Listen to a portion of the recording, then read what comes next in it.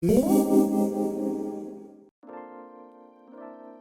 everyone! Today it's time to open another ScrawlrBox. ScrawlrBox is a monthly subscription box that is filled with delicious art supplies, and if you would like to try one out yourself, I will have the link to it in the description box below.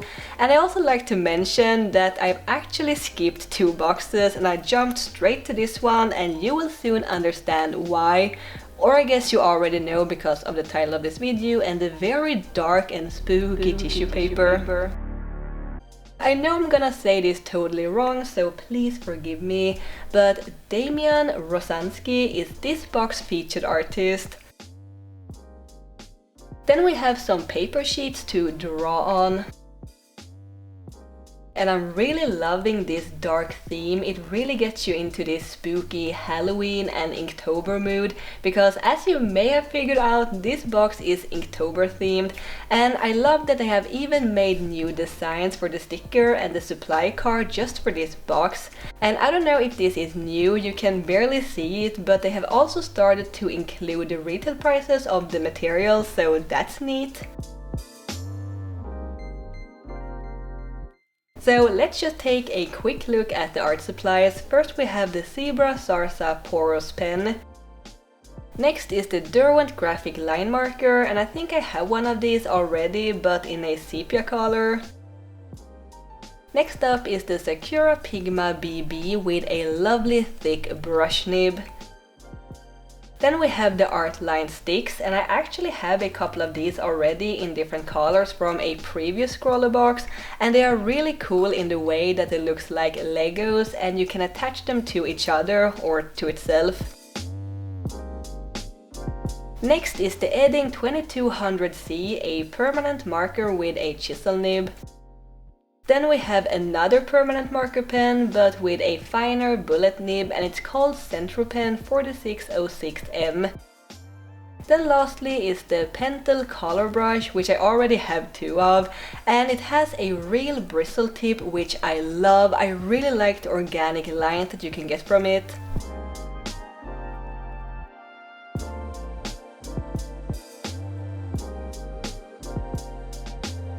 So we also have the prompt or scrawler challenge, which is Jazz Noir. Well, this will be interesting. Also the paper that I won't be using for this challenge anyway, because I will be using watercolor paper, is called Canaletto Velino.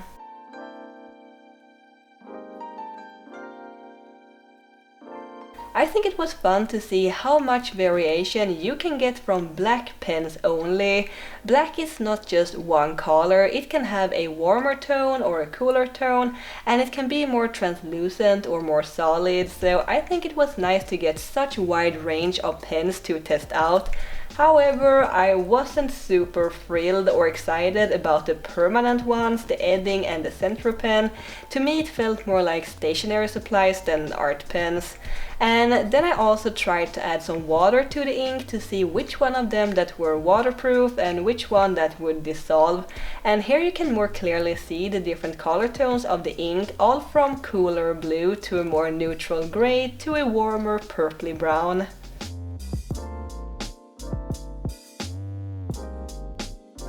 So this prompt, Jazz Noir, really made it difficult for me, and I don't want to sound negative or anything, but it was a little too limited for my taste. Jazz Noir, as I understand it, and please correct me if I'm wrong, is dark jazz, and I don't know if it is from the 1940s or if it is newer and just inspired by the 1940s, much like film noir, but it was really hard for me to get inspired by this prompt, and maybe I interpreted a little too literally.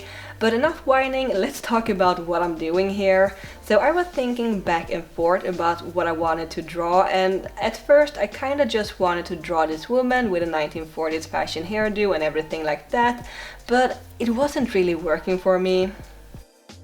But if you're following me on Instagram or Twitter, you will know that I am participating in Inktober, and for almost the whole month so far I've been drawing these little cat witches.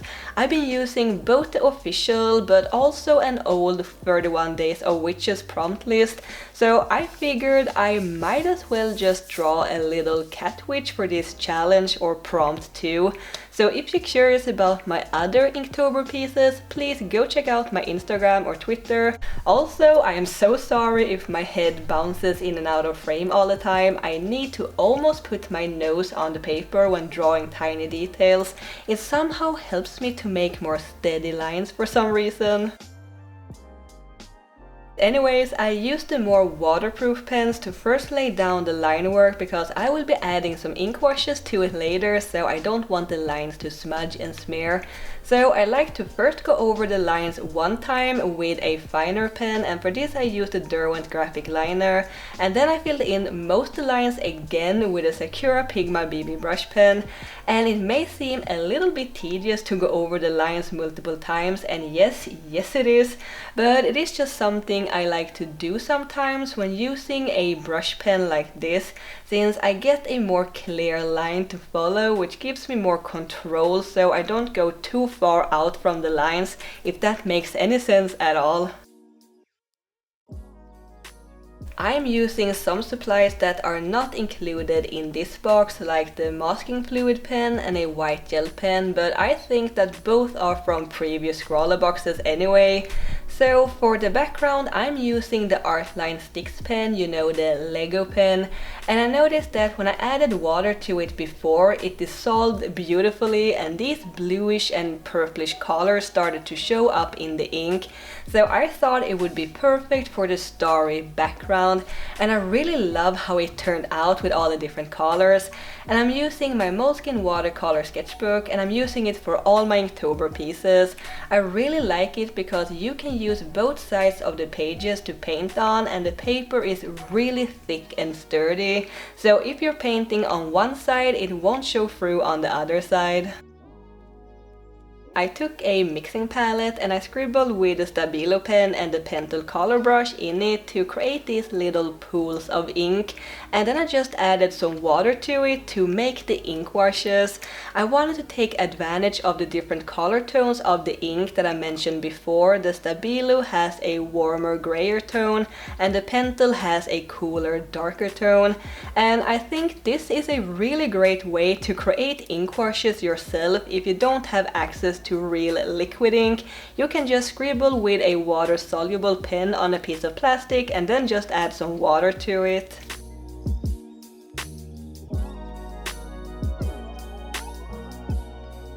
I didn't even plan to make these cat witches for Inktober. It just happened on the first day that I drew a cat and a mushroom, and then it just continued. But I figured it could be a great opportunity to practice drawing my cat characters in different poses and environments, and to develop and refine the art style.